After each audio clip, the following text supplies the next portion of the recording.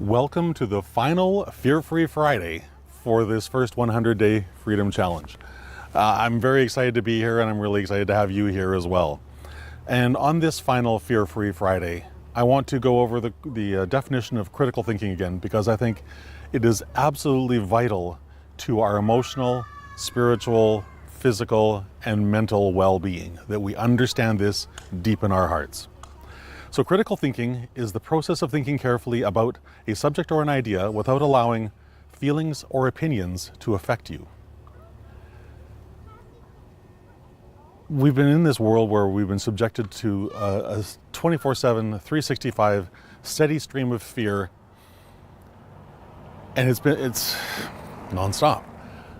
And so many people have come to believe, I think most people have simply given up on thinking for themselves, because it just gets too hard when everything you read, everything you see, every television personality, every radio talk show person, and every politician and bureaucrat tells you that you're wrong and that you need to be afraid or you're going to kill grandma. Over time, that just wears people out. So for those of us who, for reasons I don't even understand myself, refuse to fall into that trap, buy into that lie, it's critical that we find ways of reaching out to the people who are still living in that fear, living in that shame, living in all of that divisiveness, and insisting that if you don't do what the government says, you're somehow going to, kill grandma, kill your kid, whatever. All of that is nonsense. If you look at the actual data coming out of, just pick a state, a country, a province, pick one that you want to take a look at the data.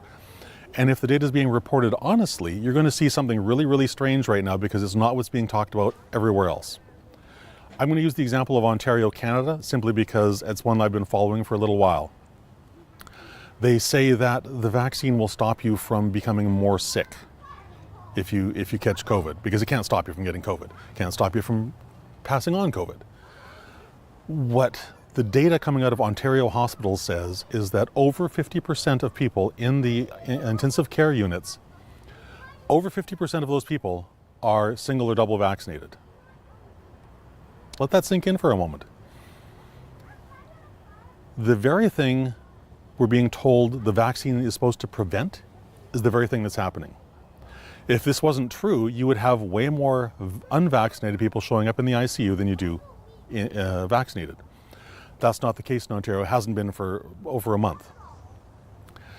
If you take a look at the total hospital admissions, it gets even worse. In Ontario right now, for the total hospital admissions for people who have COVID, over 75% are fully vaccinated. So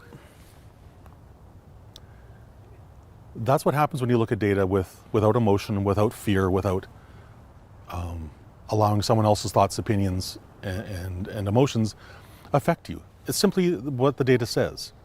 It's irrefutable in the fact that numbers are the numbers, and even governments that have been lying for 2 years, even now they're finally starting to report relatively honestly.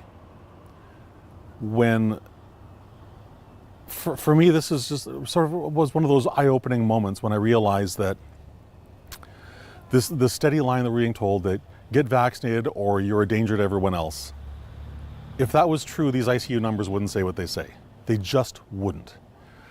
So that's my encouragement to you today, is to take a look at whatever's going on in your life today, whoever's trying to make you live in fear, and examine whatever that information is dispassionately.